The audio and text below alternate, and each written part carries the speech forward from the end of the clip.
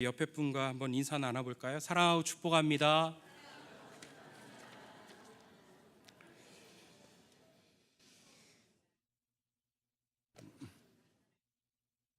우리나라 사람들이 신년이 되면 가장 많이 다짐하고 결심하는 것 중에 하나가 다이어트라고 합니다. 그래서 1월부터 3월까지는 외식업들이 불황이라고 하죠. 그런데 많은 사람들이 이 다이어트를 성공하지 못하고 실패를 경험합니다. 그래서 다시 거울 보기 불편한 모습으로 돌아가는 것이죠. 그것을 요요 현상이라고 하는데요. 왜 이런 요요 현상을 경험하게 됩니까? 다이어트를 한다고 하면 무엇보다도 운동이 습관이 되어야 되고 식습관이 말 그대로 좋은 식습관으로 자리 잡아야 되는데 습관을 만들지 못하기 때문입니다. 처음에는 열심히 운동도 하고 음식도 조절해서 어느 정도 살을 뺐다고 생각하면 다시 운동하는 것을 게을리하고 음식도 조절하지 못하는 나쁜 식습관으로 되돌아가기 때문입니다. 그래서 다이어트에서 가장 중요한 것은 좋은 습관을 갖는 것이죠. 여러분, 이것은 우리 신앙도 마찬가지라고 생각합니다. 우리가 신년이 되면, 연초가 되면 많은 것으로 다짐하고 결단하고 좋은 습관도 가지려고 합니다. 근데 시간이 지나면 다시 옛 모습으로 되돌아가는 신앙의 요요 현상이 나타나게 된다는 것이죠. 여러분, 실제적으로 이 수요 예배도 이 연초가 되면 헌신 예배라고 해서 이렇게 많은 분들 모이지만 몇 달 지나면 다들 어디 가셨어요? 늘 없어요. 보면 우리가 이런 신앙의 요요 현상을 왜 경계해야 되나요? 사도 바울의 말처럼 너희는 유혹의 욕심을 따라 썩어져가는 구습을 따르는 옛사람을 벗어버려라, 이렇게 말하고 있죠. 구습이라는 것은 오래된 그리고 잘못된 습관들입니다. 우리에게 신앙의 요요 현상이 오면 유혹의 욕심을 따라가 버려요. 그래서 영적인 침체에 빠지게 됩니다. 영적인 침체에 빠지게 되면 큰 문제가 되는 것은 신앙생활에 승리가 없다는 것입니다. 여러분, 우리가 신앙생활하면서 승리하는 게 중요하잖아요. 질병에서 승리해야죠. 문제에서 승리해야 되고 영적 싸움에서 승리해야 되고 자녀 교육에서 승리해야 됩니다. 이런 승리를 잃어버리면 안 돼요. 하나님은 우리가 나약한 그리스도인이 되기를 원치 않으십니다. 에스겔의 마른 뼈의 환상도 보십시오. 말씀을 통해서 뼈들이 서로 연결되면서 살이 붙고 살아나잖아요. 근데 하나님께서 거기까지 멈추게 하셨나요? 다시 한번 에스겔에게 명령하셔서 성령이 역사하게 합니다. 성령의 역사를 통해서 결국에 그 사람들을 어떻게 만들어요? 하나님의 군사로, 하나님의 군대로 만드는 것입니다. 예수님께서 나사로를 살리는 것도 마찬가지입니다. 나사로야, 무덤에서 나오라, 이렇게 말하니까 죽었던 나사로가 살아서 무덤 밖으로 나옵니다. 처음에 무덤에 나온 나사로의 모습이 어땠습니까? 배로 동인 채로 가만히 서 있는 거죠.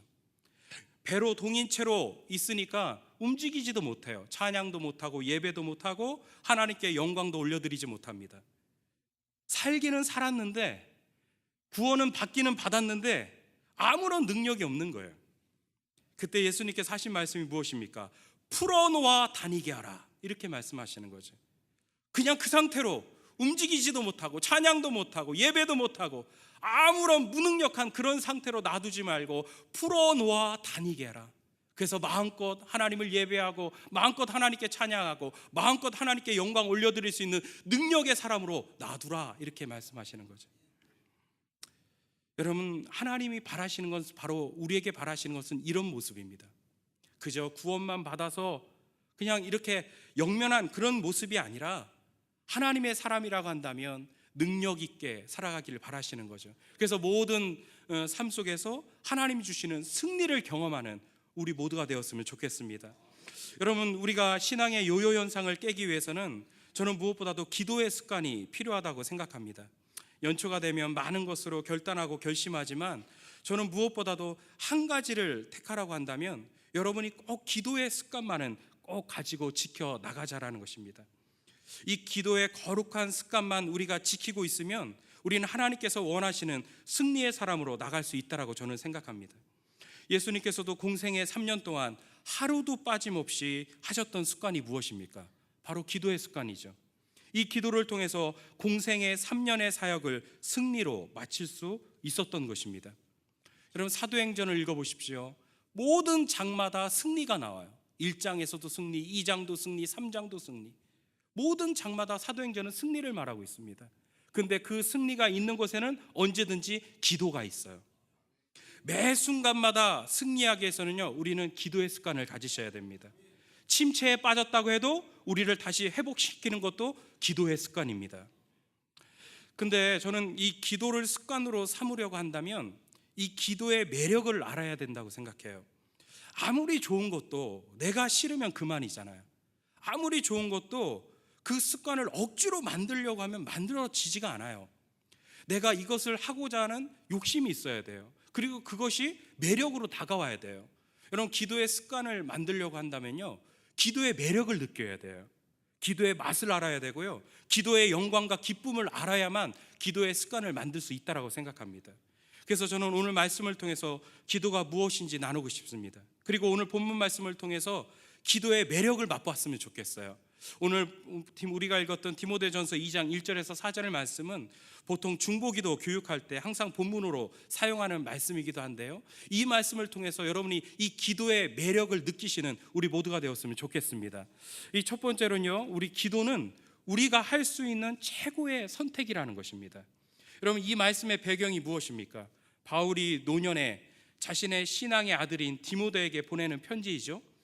이 디모데는 바울 뒤로 에베소 교회를 목회하고 있었는데 많은 어려움이 있었나 봐요. 그 어려움 가운데는 이단의 문제도 있었고, 유대인으로 이방인으로 그리스도인이 되어서 그들이 교회 안에서 잦은 다툼으로 교회 분열까지 초래되는 문제도 있었고, 디모데의 연소함으로 인해서 사람들이 디모데에게 가르침을 받지 않으려는 문제도 있었습니다.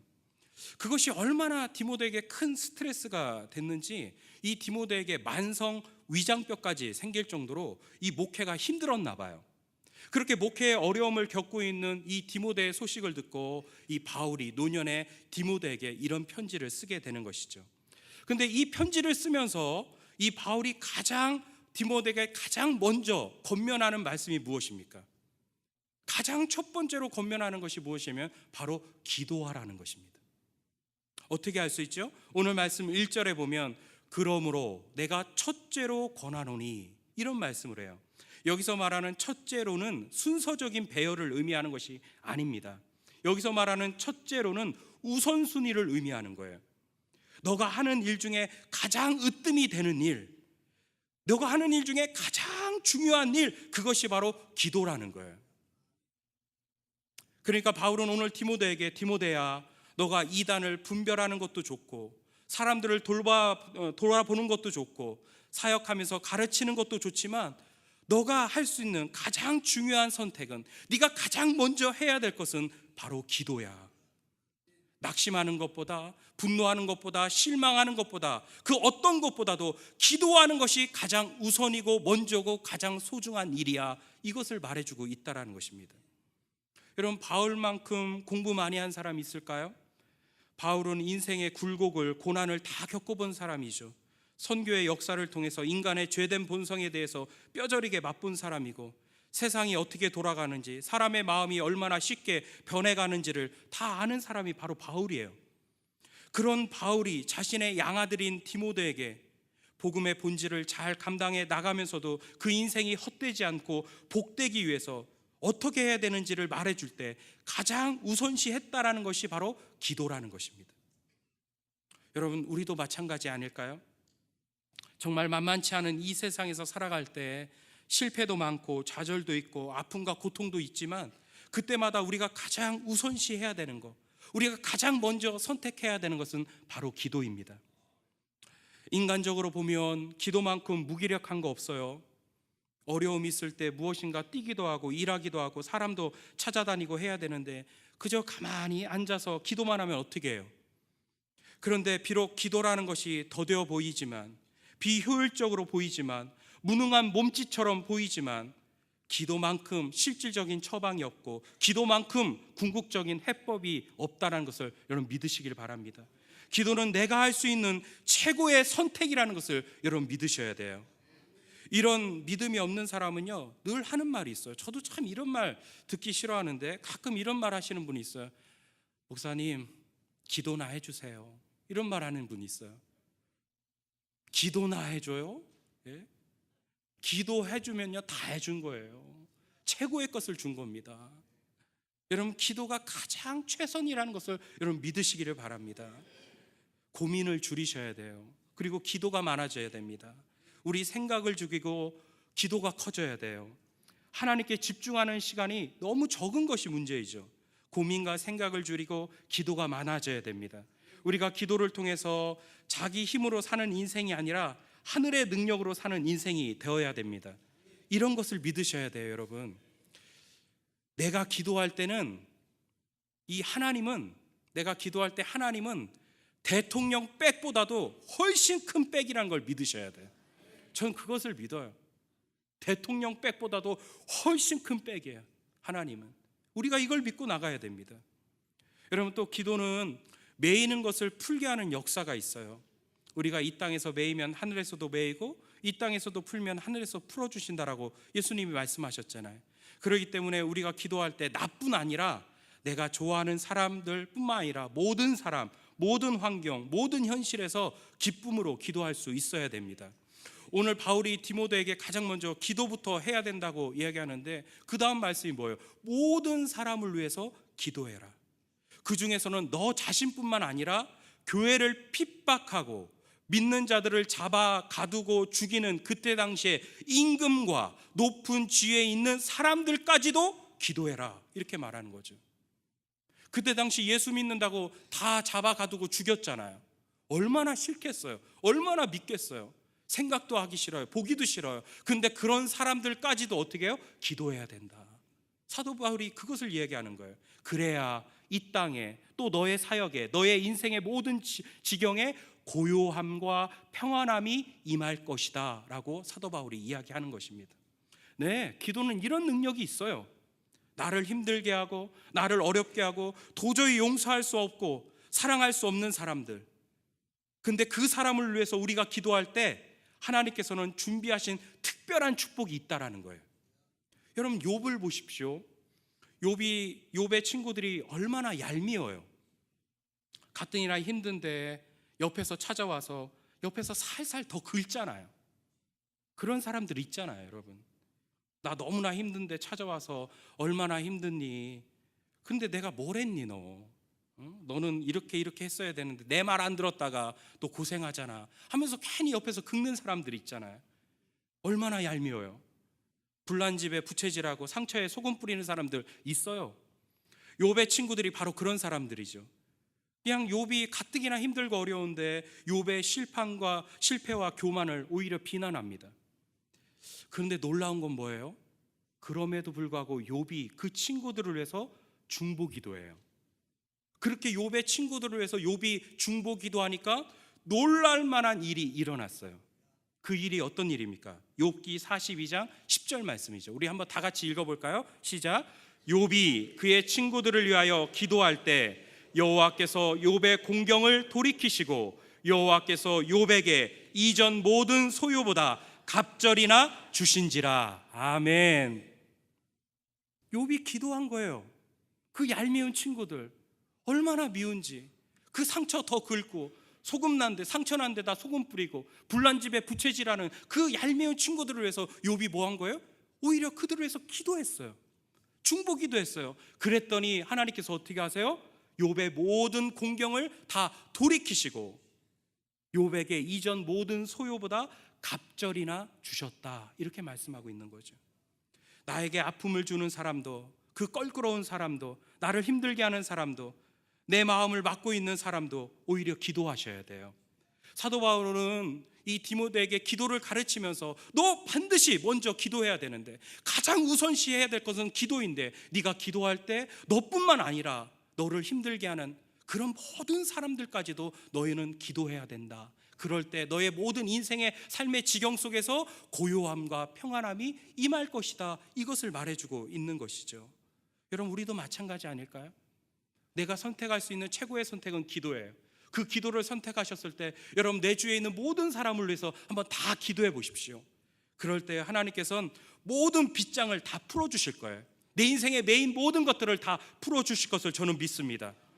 하나님이요, 이 욥을 축복하시고 욥의 모든 공경을 풀어줄 타이밍을 찾고 계셨거든요. 야, 언제 해줄까? 언제 복을 줄까? 언제 모든 빗장을 풀어줄까? 언제 그 욥의 메인 것들을 다 풀어줄까? 그 타이밍을 보고 계셨는데 그 타이밍이 언제예요? 욥이 친구들을 위해서 기도할 때, 그 얄미운 친구들을 위해서 기도할 때 하나님께서 이때다 싶어서 욥에게 갑절의 축복도 주시고 욥의 인생의 모든 메인 빗장을 다 풀어주시는 것이죠. 여러분, 기도는 내가 할 수 있는 최고의 선택입니다. 어떤 환경과 어려움 앞에서도 난 더 이상 할 수 없어, 여기까지가 내가 할 수 있는 한계야, 이러지 마세요. 그때에도 기도를 선택하시길 바랍니다. 낙심보다 절망보다 더 중요한 것은 우리가 기도하는 것입니다. 두 번째로, 기도는 내가 줄 수 있는 최고의 선물이 돼요. 오늘 말씀에 보면 이렇게 말씀하고 있죠. 기도는, 우리 3절에 보면 우리 구주 하나님 앞에 선하고 받으실 만한 것이다, 이렇게 말씀하고 있어요. 여러분, 기도는 뭐라고요? 기도는 선해서 하나님께서 받으실 만한 것이라는 거예요. 얼마나 참 놀라운 말씀이에요. 여러분, 우리가 서로 선물 주고받죠. 생일 때도 선물 주고받고 어떤 축하할 일이 있으면 선물 주잖아요. 근데 선물하려고 하면 고민이 돼요. 어떤 선물이 좋을까? 특히나 아무것도 부족한 것이 없는 분이라면 더 고민이 되죠. 많은 것을 가지고 많은 것을 누리고 있는 분에게 선물하려고 하면 어떤 선물을 해야 되는지 더 고민이 돼요. 없는 거 알면 그 없는 것을 선물해 주면 되는데 다 많아요. 다 지니고 있어요. 다 가지고 있어요. 그런 분들 생일 선물 줄 때 참 고민이 된다고요. 여러분, 그런데 하나님께 드리는 선물 어떤 것이 좋을까요? 하나님은 다 갖고 계시잖아요. 금도 내 것이요, 은도 내 것이요, 이렇게 말씀하신 하나님이잖아요. 세상의 주인이잖아요. 능력의 원천이 되시고 모든 만물을 창조하시고 다스리시는 분인데, 그런 하나님께 우리가 어떤 선물을 하면 좋을까요? 다 갖고 계신 분한테.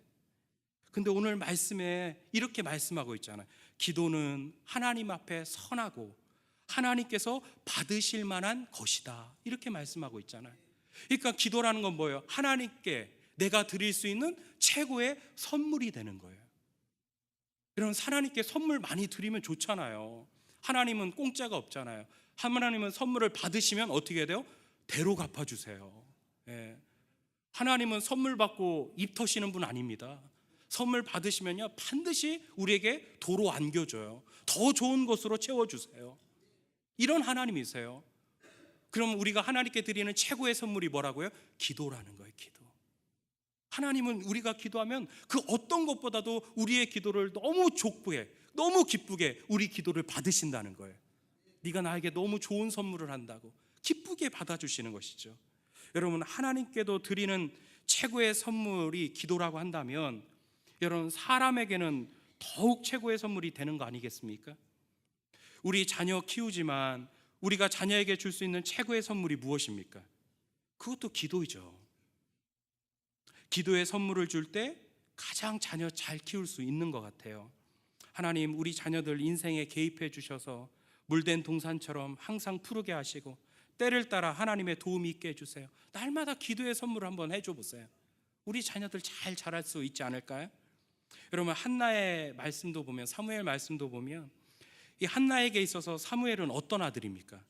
사무엘은 그냥 아들이 아니에요. 이 자기의 수치를 자기의 자랑으로 바꿔준 아이예요. 자기의 슬픔을 자신의 기쁨으로 바꿔주었고, 절망을 소망으로, 고통을 평강과 감사로 바꿔준 특별한 아이예요. 어떻게 보면 이 사무엘은 한나에게 있어서 자기 생명보다도 더 귀한 아이죠. 이렇게 귀한 자녀에게 한나는 가장 귀한, 가장 소중한 선물을 이 사무엘에게 주는 것이죠. 그 선물이 무엇입니까? 바로 기도의 선물을 주는 거예요. 그것을 어떻게 할 수 있죠? 이 사무엘이 어느 정도 자랐을 때요, 이 사무엘을 엘리 제사장 집으로 보냅니다. 그랬을 때 한나가 1년에 한 번씩 어떤 것을 사무엘에게 주냐면 세마포 에봇을 입혀줘요. 여러분, 세마포 에봇은 그냥 요즘 옷처럼 공장에서 찍어 만드는 옷이 아니에요. 이 세마포 에봇은 제사장들이 입는 옷인데, 그 옷을 입으려면요, 뜨개질해야 돼. 한 땀 한 땀 뜨개질로 만드는 옷이에요. 그러니까 바지를 만들고 위에 상의를 만들고 모자를 만들려면 이 한나가 1년 동안 그 세마포 에봇을 뜨는 거예요.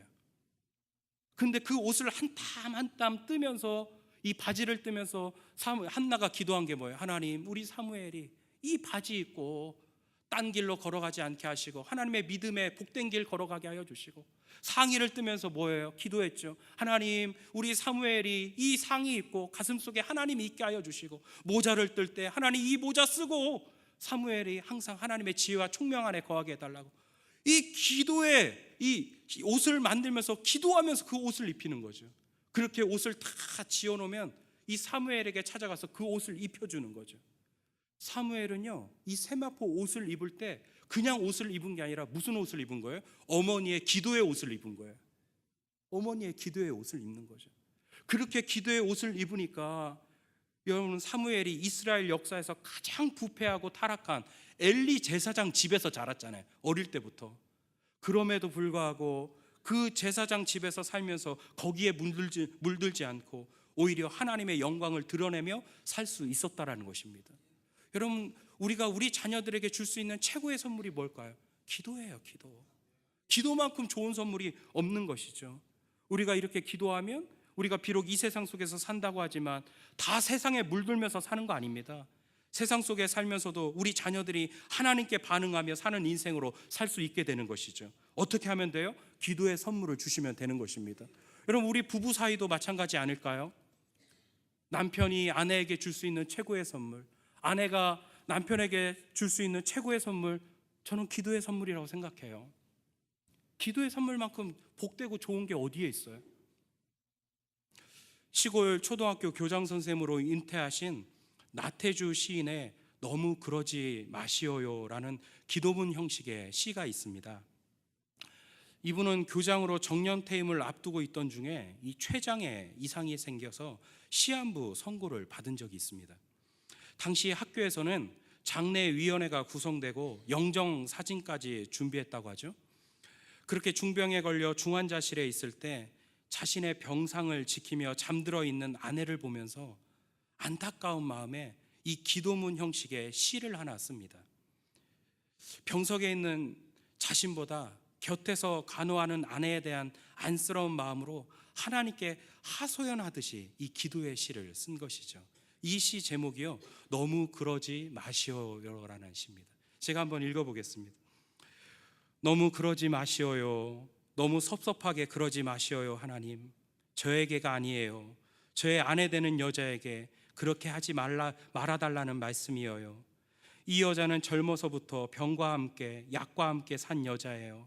세상에 대한 꿈도 없고 그 어떤 사람보다도 죄를 안 만든 여자예요.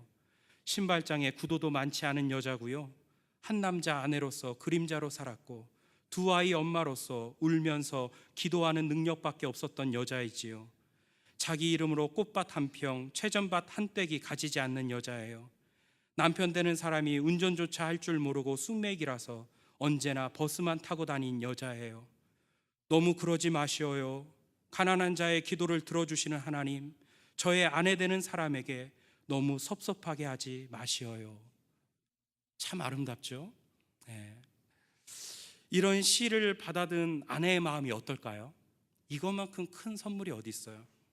이 시를 접한 나태주 시인의 아내분께서는 똑같이 기도문 형식의 답시를 씁니다. 이 답시 한번 또 보실까요? 너무 고마워요. 남편의 병상 밑에서 잠을 청하며 사랑의 낮은 자리를 깨우쳐 주신 하나님, 이제는 저희를 다시는 아프게 하지 마시어요. 우리가 모르는 우리의 죄로 한 번의 고통이 더 남아있다면, 그게 피할 수 없는 우리의 것이라면 이제는 제가 병상에 누울게요. 하나님, 저 남자는 젊어서부터 분필과 함께 몽당 연필과 함께 산 시골 초등학교 선생이었어요. 시에 대한 꿈 하나만으로 염소와 노을과 들꽃만 욕심내본 남자예요. 시 외의 것으로는 화를 내지 않는 사람이에요. 책꽂이에 경영이니 주식이니 돈 버는 책은 하나도 없는 남자고요. 제일 아끼는 거라고는 제자가 선물한 만년필과 그간 받은 편지들과 외갓집에 대한 추억뿐이에요. 한 여자 남편으로 토방처럼 배고프게 살아왔고 두 아이 아빠로서 우는 모습 숨기는 능력밖에 없었던 남자지요. 공주 금강의 아름다운 물결과 금악동 뒷산의 푸른 그늘만이 재산인 사람이에요. 운전조차 할 줄 몰라 언제나 버스만 타고 다닌 남자예요. 승용차라도 얻어 탄 날이면 꼭 그 사람 큰 덕 봤다고 먼 산 보던 사람이에요. 하나님, 저의 남편 나태주 시인에게 너무 섭섭하게 그러지 마시어요. 좀만 시간을 더 주시면 아름다운 시로 당신 사랑을 꼭 갚을 사람이에요. 부부의 이 기도문이 너무 아름답지 않으십니까? 시인의 가정은 이렇게 노나 봐요. 예. 수준이 좀 달라요. 예. 여러분, 이런 기도의 덕분인지 이 나체주 시인은 기적적으로 병이 호전되면서 교장 선생님으로 은퇴도 하시고 그 후에 공주문화원 원장으로 계속 근무를 하셨다고 합니다. 여러분, 기도는요, 우리가 하나님께 드릴 수 있는 최고의 선물이에요. 그리고 기도는 우리가 서로 주고받을 수 있는 최고의 선물이 됩니다. 여러분, 이 선물을 우리 가까운 사람에게, 우리가 우리 서로에게, 내 자녀에게, 내 남편에게, 내 아내에게, 또 하나님께 올려드릴 수 있는 우리 모두가 되었으면 좋겠습니다. 이렇게 귀한 기도의 선물 습관으로 자리 잡고 있으면 얼마나 좋을까요? 매일같이 이것이 습관이 돼서 하나님에게 이런 선물을 드릴 수 있다면 얼마나 축복이 되고 영광이 되겠어요. 마지막으로, 이 기도는 내가 할 수 있는 가장 큰 능력이 됩니다. 기도는 단지 소원을 비는 것이 아닙니다. 기도는 영적인 역사를 바꾸고 모든 강력한 것들을 파하며 모든 문제를 해결하는 우리에게 주시는 가장 강력한 최고의 능력이 된다는 것을 여러분 믿으셔야 돼요. 그 능력 중에 하나가 영혼을 살리는 능력이 된다는 것이죠. 여러분, 우리가 인간이 아무리 뛰어나도 과학이 발달한다고 해도 영혼 살릴 수 있어요? 한 사람의 마음이 움직여서 예수를 믿고 구원에 이르게 하는 거, 이거 인간의 힘으로 가능합니까? 이건 어떤 것으로도 할 수 없는 것이죠. 그런데 오늘 말씀에 보면, 우리가 4절 말씀에 보면 이런 말씀이 있어요. 우리가 기도하면 하나님은 모든 사람이 구원을 받으며 진리를 아는 데에 이르기를 원하시느니라, 이런 말씀이 있어요. 여러분, 우리가 기도하면 어떤 능력이 나타나요? 우리가 기도하면 우리가 할 수 없는 구원의 능력을 하나님께서 베푸셔서 아무리 포악하고 아무리 죄 많은 사람이라 할지라도 진리를 아는 데 이르게 하신다는 거예요. 구원받게 하신다는 거예요. 영혼을 살리신다는 거예요. 우리에게는 구원의 능력이 없지만 기도는 할 수 있는 거죠. 우리가 기도하면 하나님께서는 우리 기도를 통해서 뭘 하시는 거예요? 영혼을 살리시는 거예요. 그래서 기도는 내가 할 수 있는 가장 큰 능력이 되는 것입니다. 여러분, 기도하십시오. 영혼을 위해서 기도하십시오. 우리가 기도하면 하나님 우리 기도를 받으시고 또 우리 기도를 통해서 어떻게 해요? 영혼을 구원해 내세요. 그리고 그 영혼을 진리에 이르게 하세요. 한 영혼을 살려주시는 거예요. 이런 놀라운 역사가 어디 있어요? 이런 놀라운 능력이 어디 있어요? 그래서 우리가 기도해야 된다는 거예요. 여러분, 지난 토요일에 우리 이목장에 한 분이 소천하셨습니다. 84세 되신 분인데 오랜 투병 끝에 소천하셨죠. 이 아내 되시는 권사님께서 토요일 날 위독하시다고 급하게 전화가 오셨어요. 그래서 제가 불이 나게 이렇게 달려갔는데 가보니까 아주 위급하시더라고요. 그래서 임종 예배를 드렸는데 찬송 한 곡을 부르고 두 번째 찬송을 부르는데 이분이 숨을 거두셨어요. 그래도 다 듣고는 계시니까 찬송마저 부르고 말씀도 증거하고 기도도 하고 축도까지 해서 임종 예배를 다 마쳤습니다. 근데 그렇게 임종하는 그 과정을 제가 지켜보는데요, 그 임종 과정이 너무 영광스러워요. 그때 제가 드는 생각이, 아니 어떻게 죽음이 이렇게 영광스러울까? 제가 너무 새롭게 깨달아졌어요. 여러분, 죽음이 뭐예요? 죽음은 슬픔이고 아픔이고 눈물이잖아요. 근데 죽음이 너무 영광스러운 거예요. 너무 복된 거예요. 왜 그래요, 여러분? 하나님께서 그분의 영혼을 붙드시고 천국으로 인도해 주셨기 때문입니다. 그 순간에 성령님께서 강하게 역사하셨기 때문인 것이죠. 그래서 요한계시록의 말씀에 이후로 주 안에서 죽는 자들은 복되도다, 이렇게 말씀하신 그 말씀이 너무 깨달아져요. 그래서 주 안에서 죽는 자들이 복되도다라고 말씀하시는구나. 죽음이 이렇게까지 영광스러울 수 있구나. 제가 새삼 깨달았습니다. 여러분, 근데 한번 생각해 보십시오. 어떤 인간이, 어떤 사람이 죽음을 영광스럽게 만들 수 있어요? 사람이 죽음을 영광스럽게 만들 수 있습니까? 세상에 그 어떤 인간이 우리 인간의 죽음을 영광스럽게 만들 수 있어요? 사람은 할 수 없어요. 근데 하나님은 하실 수 있는 거예요. 하나님은 그 영혼 가운데 역사하셔서 그 영혼을 살려내시고 천국까지 이르게 하시는 구원의 능력이 하나님께 있어요. 그래서 죽음도 영광스럽게 만들 수 있는 분이세요. 그런 능력이 나타나게 하는 것은 우리가 기도할 때 나타나는 것이죠. 그래서 여러분, 우리 기도는요, 영혼을 살리는 능력이 있습니다. 이것이 바로 우리가 기도해야 될 이유이기도 합니다. 여러분, 우리 교회가 올해 표어가 오래되고도 새로운 교회입니다. 여러분, 교회가 새로워지려면 어떻게 해야 됩니까? 그럼 어떻게 하면 교회가 새로워질까요? 교회 시스템도 바꾸고 새로운 컨텐츠도 갖고 오고 새로운 소프트웨어도 이렇게 바꾸면 교회가 새로워지나요? 그럴 수도 있죠. 그럴 수도 있지만 여러분, 교회를 가장 새롭게 만드는 것은요, 사람이에요. 사람. 여러분, 아무리 새로운 시스템을 가지고 온다고 해도 새로운 사람이 우리 교회로 들어오지 않으면 그냥 우리끼리 예배드리는 우리끼리 10년이 지나도 우리끼리 20년 지나도 우리끼리 여기서 함께 예배드리고 함께 하나님께 영광 돌린다고 하면 교회가 새로워질까요? 항상 우리끼리만? 그래서는 교회가 새로워질 수 없어요. 교회가 새로워지려면 새로운 사람이 들어와야 돼요. 여러분, 지난 그 12월에 저는 말레이시아로 선교 현장 실습 갔다 왔습니다. 16명이 참석을 했는데요, 2주 정도 매일 저녁마다 모여서 함께 기도하고 이렇게 교제하는 시간 나눴습니다. 근데 보니까 공교롭게도 그 실습에 참여하는 분들 정확하게 절반 정도는 우리 교회 최소 20년, 30년, 40년 동안 출석하신 분들이고, 또 이쪽 절반은 우리 교회 출석하신 지 2년, 3년 정도 되시는 새신자 분들이었어요. 근데 또 웃긴 것은 이분들이 기도하려고 의자에 앉으면 이쪽 줄은 오랫동안 출석하신 분들이 앉고 또 한쪽은 새롭게 오신 분들, 새신자분들이 이렇게 쪼르르 앉는 거예요. 매일마다 그렇게 앉으니까 어떤 우리 권사님 한 분이 이런 말씀을 하시더라고요. 그 광경을 보면서, 목사님, 이게 바로 오래되고도 새로운 교회네요, 이런 얘기를 해요. 근데 그분 말씀이 그렇게 맞아요. 너무 공감이 돼요. 그래, 오래되고도 새로운 교회가 어떤 교회예요? 오래 출석하시는 분들과 또 새롭게 교회 오신 분들이 서로 공존하고 이렇게 교제를 나누고 서로 어우러지는 교회가 오래되고도 새로운 교회 아닙니까? 새로운 사람이 한 명도 들어오지 않는데 어떻게 새로운 교회가 돼요? 여러분, 우리는요, 담임 목사님 말씀하신 것처럼 오래되고도 새로운 교회를 만들어야 됩니다.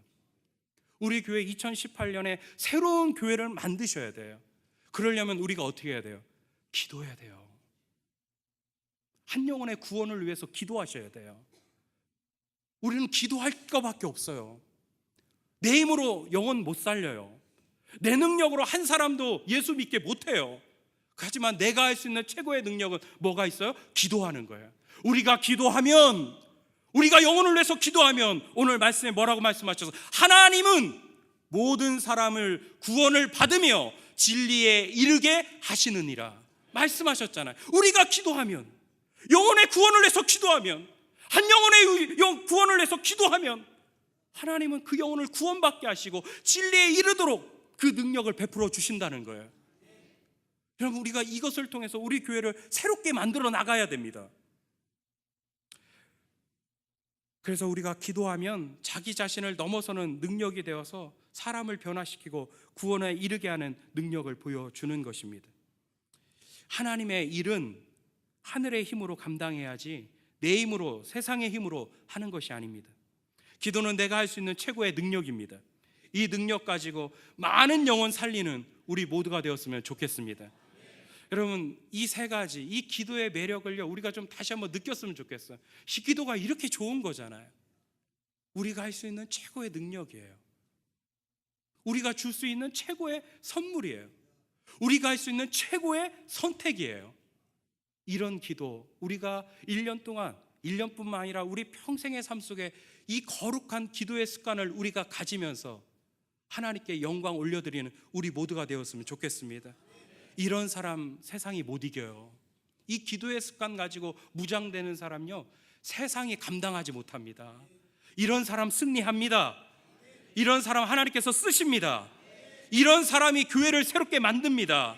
이런 기도의 습관을 가지십시오. 그래서 2018년 한 해 영적으로 더 넓어지고 깊어지고 성숙해지는 우리 모두가 되기를 주의 이름으로 축원합니다. 기도하겠습니다.